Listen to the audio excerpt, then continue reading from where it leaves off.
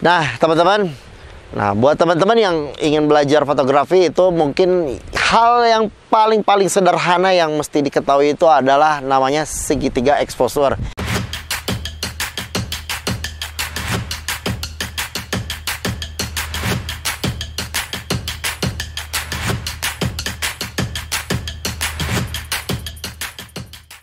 Nah, mungkin buat teman-teman yang saat ini masih belum paham apa itu speed, apa itu diafragma, apa itu ISO. Nah, ini saya hanya akan sedikit membagikan tips ya. Dimana waktu itu saya pertama kali belajar tentang fotografi.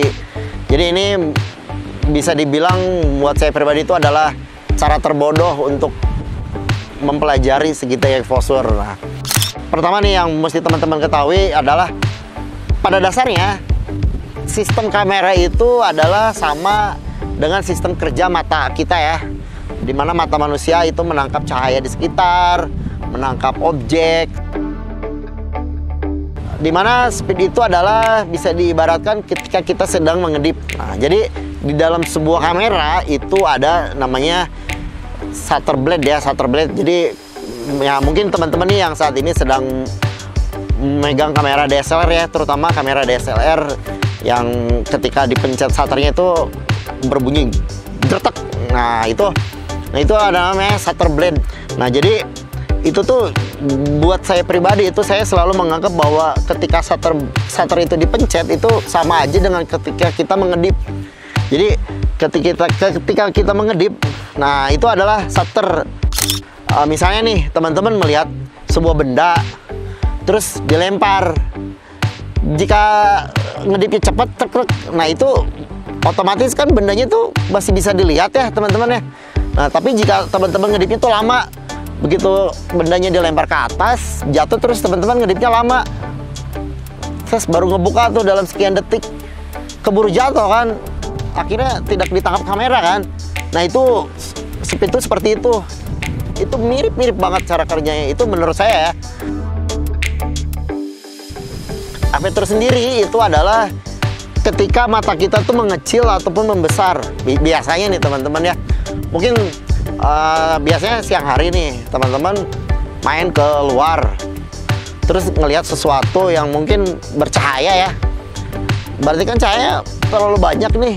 Saya berani jamin deh, pasti itu dengan otomatis mata teman-teman tuh dikecilkan itu supaya kita bisa jelas melihatnya. Terus ketika kita melihat sesuatu yang kurang jelas ataupun ngeblur, biasanya mungkin buat teman-teman yang saat ini mohon maaf ya matanya itu minus gitu.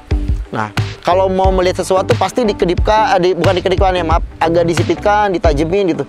Itu siapa sih? Nah itu tuh aperture teman-teman. Jadi semakin dikecilkan matanya, nah kalau di kamera itu angkanya semakin dibesarkan. Jadi bukaannya dikecil. Nah seperti itu. Dan kalau teman-teman melihat sesuatu ingin fokus hanya ke satu objek, itu biasanya diplototin tuh matanya, plototin sampai area belakang si bendanya itu nggak jelas gitu. Misalnya nih coba deh sekarang di depan mata teman-teman nih, tunjukkan nih satu jari seperti ini nih. Nah fokus aja ke jari ini nih, tapi ditutup ya matanya sebelah, tutup, diplototin pasti area belakangnya itu lebih ngeblur ya. Ataupun sebaliknya jika dilihat seperti ini terus matanya dikecilin, area sekitarnya juga masih terlihat dengan sangat jelas. Nah itu apa yang dinamakan aperture. Nah untuk ISO tersendiri itu adalah kemampuan kamera menangkap cahaya di sekitar.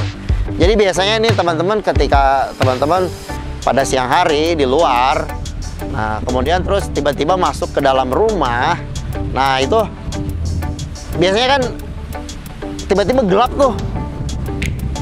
Nah itu ISO tuh seperti itu. Jadi kemampuan kamera menangkap cahaya seperti mata kita gitu. Nah itu saling berhubungan gitu. Nah itu cara mudahnya ya. Nah dimana di diagram nanti kita ada diagramnya. Jadi speed ini mempengaruhi semakin tinggi speednya, cahaya yang masuk semakin sedikit.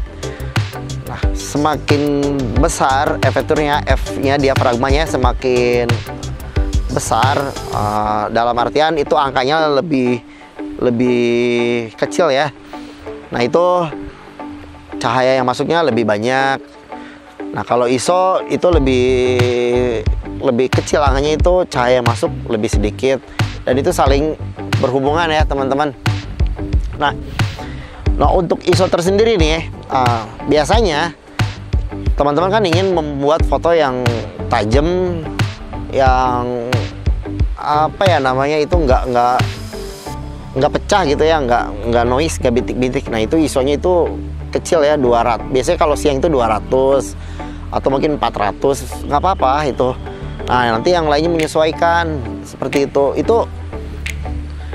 Itu basic sekali, kecuali buat teman-teman yang mungkin menggunakan mode otomatis ya, full auto gitu. Kalau di kamera DSLR itu ada yang warna hijau auto, tinggal jepret. Nah itu kameranya dia otomatis merekam sendiri bagian yang tergelap ataupun terterangnya ya. Nah tapi buat teman-teman yang ingin mempelajari secara manual terutama ya, nah itu penting sekali namanya ISO, F, diafragma, efektur, atau dengan speed ya. Mungkin segitu aja video ini. Jika bermanfaat tolong klik like dan bagikan ke teman-teman di sosial media teman-teman ya. Sampai ketemu lagi di video-video kami yang selanjutnya.